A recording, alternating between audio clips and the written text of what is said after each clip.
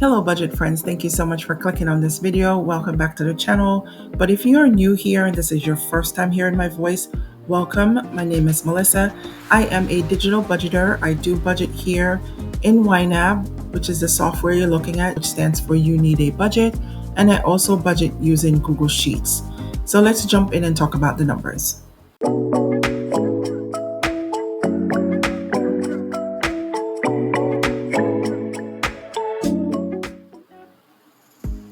All right, you guys, thank you so much for joining me. We are working with $3,751.72. That was the amount of money that we received for this pay period. So let me tell you what this is comprised of. This is my paycheck, which is a little bit less than what it usually is, $2,226.29. That's because I am buying back time. So fun fact about me, I do work in public service. I've been working in public service since my first job at the age of 16.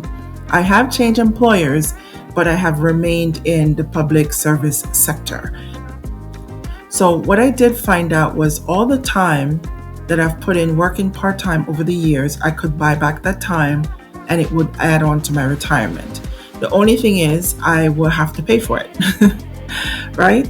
So I did send in my applications in 2021 and they took time to calculate and to send out to the employers to get all the payroll records just so they know how much time I was able to buy back or how much time I had worked and put in and how much it was going to cost me. So last year in 2023, one of the applications was approved and they told me how much I would have to pay and told me I could elect paying a lump sum or paying bi-weekly out of my current paychecks.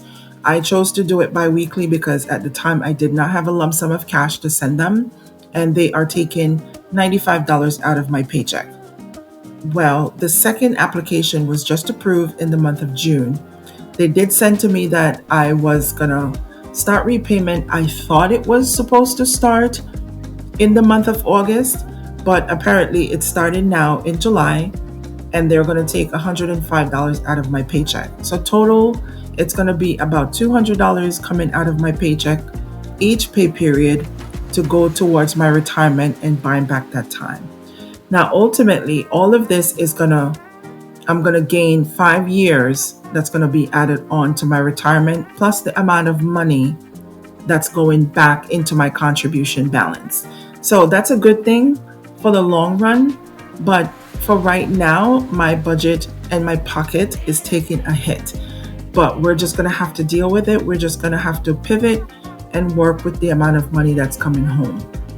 Next, I did hustle and make $525.43 using Instacart, and that is less than what I made last week. I made $824.10 last week. My goal was to make between $800 and $1,000 per week, but my body says no. So the last time I was here, I kind of let you guys in on knowing something about me, which is that I am in heart failure. And because of that, my body tends to get drained really fast. So I can't do as much as my mind would want me to do, and my health comes first. So I kind of pull back on the reins a little bit. I will still do Instacart, but I'm going to allow myself to get more rest in between because, mind you, I am still working full time. And another fun fact about me, I work shift work. So before I was working mornings, afternoons, and overnights. They have taken me off the overnight shift now, and I only do strictly mornings and afternoons. Now my morning shift starts at 6 a.m. My afternoon starts at 2 p.m. and the latest that I'll work is 10 p.m. Now, I try to run orders in between these shifts, and I think I overdid it, especially the week that I made $800. I think I overdid it. So we're just going to pull back a little bit. I'm going to try to see if I can make as much as I can. And even today I am off today, but my body has told me no. So I'm not going out Instacarting. I'm going to listen to my body just so I don't cause any negative after effects. Okay, so the positive is for me to bring in extra money to pay these bills, but the negative is that I would run my body down so much that I probably won't even be able to work my full-time job. So we're just going to pull back a little bit and see how we can still make some money and still pay off of some of these debts, but stay in good health, or as good as it is right now. So right, that's it for the amount of money. Hubby sent over $1,000 like he usually do. So what we need to do, because I have already reconciled all the accounts, let's jump over here and talk about it. So the $3,751.72 is all of what I've just spoke about. My contribution, hubby's contribution, including my side hustle money. But there is $251.40 here. This is what's left out of the half of August rent that I had set aside. So in my last video, the mid-month check-in, I will link that in the cards, I did tell you that I hadn't touched that money. But after recording that video and thinking about it, made the command decision of going ahead and paying my loan payments. So I paid the second half of my auto loan for $470, and I paid the second half of my one main personal loan for $254. Now, reason why I did choose to do this was the interest that I'm getting on this money sitting, waiting to be paid, is not as much as the interest that's been charged daily for having these loan payments waiting until I get paid today, right? So I did decide to go ahead and make those payments. There's an additional $274.60 that I put back into the budget because I really needed it. So let's just jump in and talk about what's going to happen. This $251.40 is going back to ready to assign, and let's budget out. So the overspend categories that we have right here is credit card interest, because my Discover card closed on the 17th. They charged me $83.13. I'm going to go ahead and cover that using ready to assign. Then my iCloud storage went out for $2.99. That was early this morning. Let's go ahead and cover that also with ready to assign. So now we have $3,917 left to put into the budget. The first category that's up that we need to start at is renter's insurance. Now, renter's insurance is asking for $14.59. I speak about this all the time. Renter's insurance is due in the month of September. That's when my next payment is due. I really should go ahead and assign the $14.59, which I am. I was telling myself I wasn't, but I am going to do it. iCloud is already fully funded and spent. SiriusXM, let's go ahead and assign the $8 there.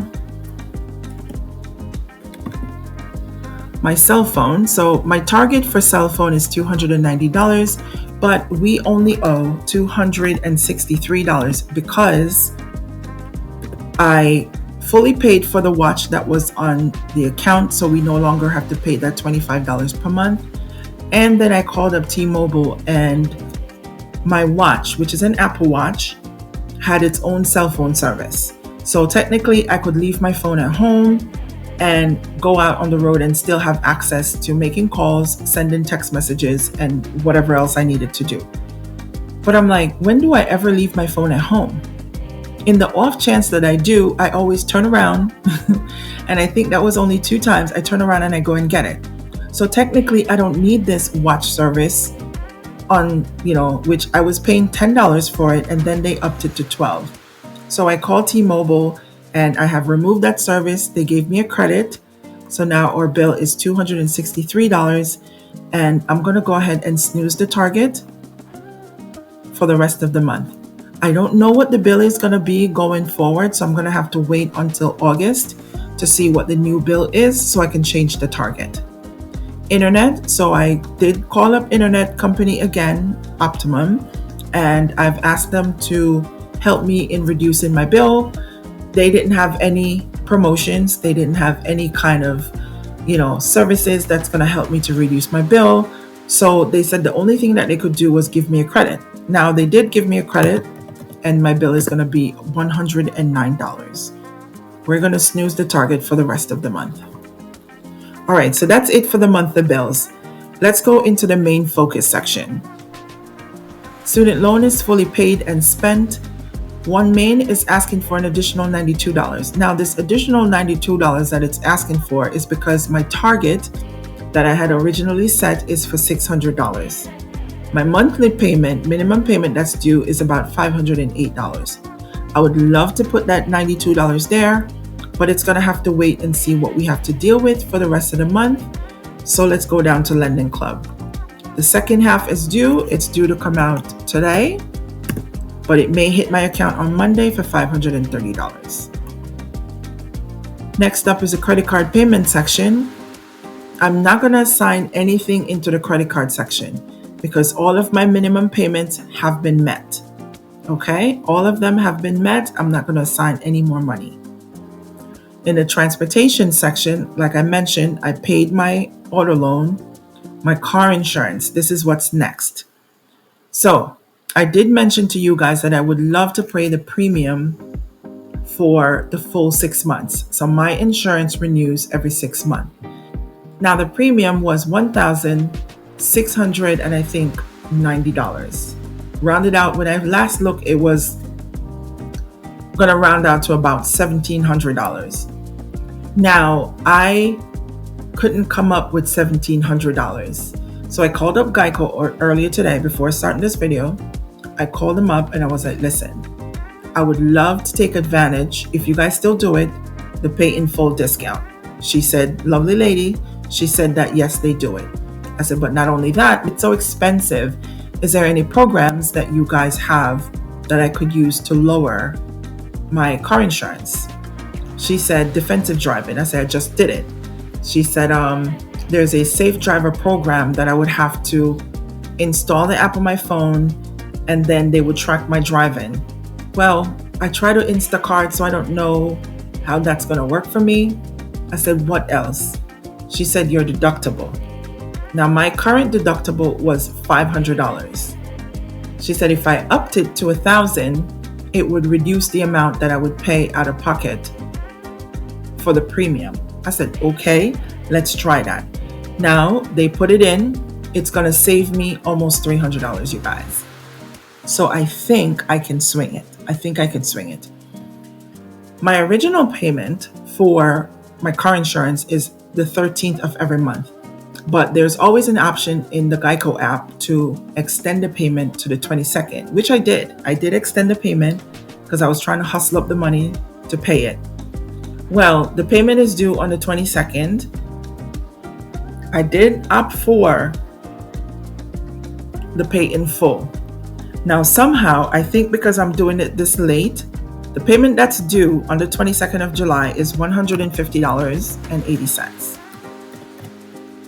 And I'm going to assign that and then snooze that target. All right, so let's just snooze this target.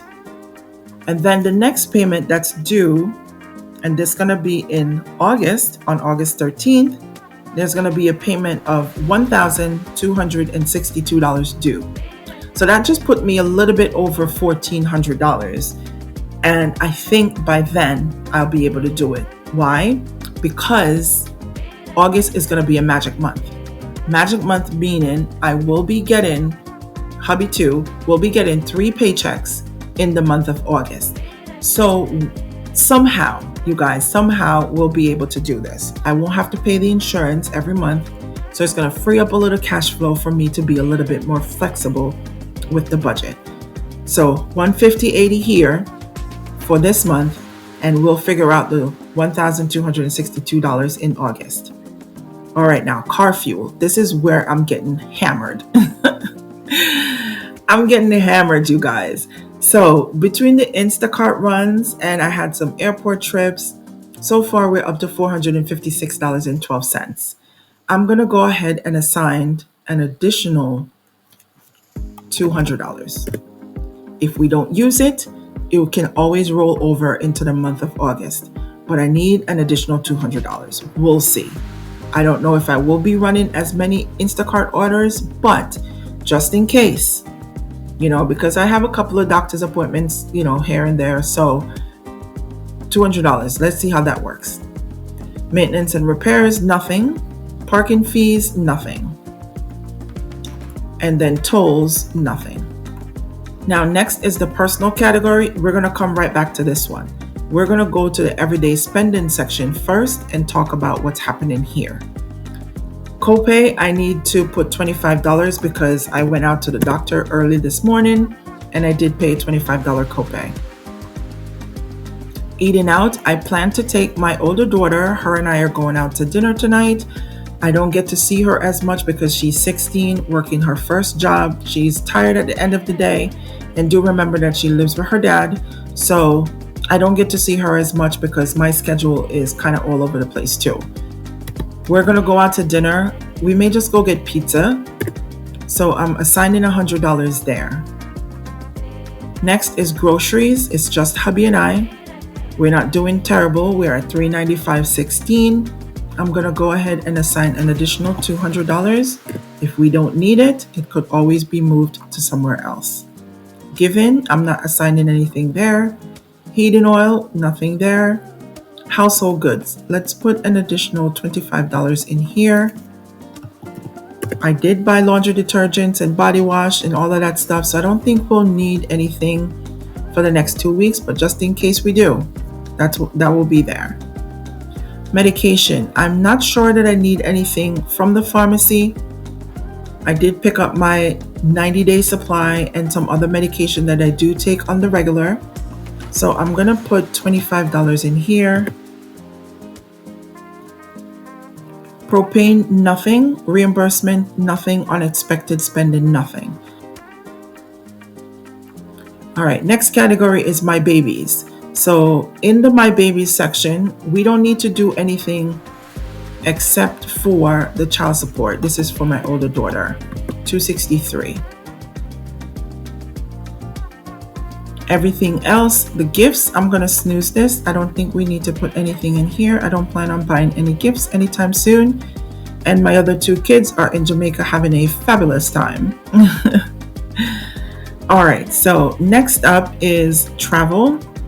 We don't need to do anything with the travel category because we have paid for the tickets already. It's all paid in full. We owe Afterpay $0. And spending money, the kids are doing fine so far, so we don't have to worry about that. My next categories though is the true expenses, which is my sinking funds, and save up, which is my savings categories. What I'm going to do, we're going to talk about the personal section first. I do still want to get my pedicure, so I'm going to put $60 there. And that's all that I'm going to do. I think I'm good on all kind of personal products. I won't be buying myself any clothes anytime soon and spend how I want. I don't know if I'm going to do anything there either. So we're left with $1,943.61. Rent is due on August 1st, but as you can see, I don't have $2,500 here for the rent. I'm going to set aside $1,250 for half. Like I said, we are getting paid on August 2nd. I will take the next half of the rent payment out of that. So $693.61. I'm going to go down and put some money in our savings accounts and sinking funds. So all things kids needs $24.19. I'm going to underfund that. Birthdays, BJs, Capital One, car registration, debt payoff planner, defensive driving, those are fully funded for the month. They're on track, so I don't need it to do anything there. Home maintenance is asking for $78.34. I don't know how much sense this. Home maintenance is asking for $78.34. Not sure about that. Medical is asking for $33.34. Not so sure about that one yet. Personal care is asking for $11.77. I'm going to go ahead and underfund this one. YNAB is asking for 83 cents. We're going to go ahead and underfund that one. Car insurance is asking for $130.77. I'm going to skip that one this month. I'm also going to skip the emergency fund because it is on track. And I'm going to skip vacation for $55.56. So what I think I want to do Let's see how much my Chase card is. That's the next card to be paid. $582.42. I'm going to send that amount to the Chase card and pay that off. Okay? That's going to get my Chase card down to zero. I'm left with $74.40. Let's find a category down in the sinking funds to put that to. So let's see. Medical is asking for $33.34. Let's underfund that one. And we're left with $41.06. I'm going to send that over to the home maintenance sinking funds, because I am trying to save alongside paying off debt. So that's what it is, you guys. All the monies has been assigned. I don't have any more money. We're down to zero, which is the whole goal, is to get down to zero. I hope this works. I hope this works, you guys. So this is what it looks like for the second pay period of July. I have half of August rent set aside. The second half of the rent, I will go ahead and pull that out of our first pay period in August, because that's what is going to help us get through. Okay, so hopefully August, I can get enough rest to be able to hustle a little bit more, but I am going to listen to my body. I have to. There is no way, there's no reason for me to go ahead and break my body down, and then I'm going to suffer in the long run. So you guys, I appreciate you so much for hanging on and watching this video. If you have not subscribed to the channel yet, please go ahead and subscribe. I'm hoping I have 11 more days to make it to 500 subscribers, and I think I need 20. I think we need 20. So if you haven't subscribed, go ahead and subscribe, share with a friend. I did do a community post, and I would love for you guys to share it. Share it on your channel if you do have a YouTube channel, and I appreciate you so much. So you guys, thank you so much for taking the time to watch or to listen, and I hope you guys have a fabulous weekend. Until next time, talk to you guys later.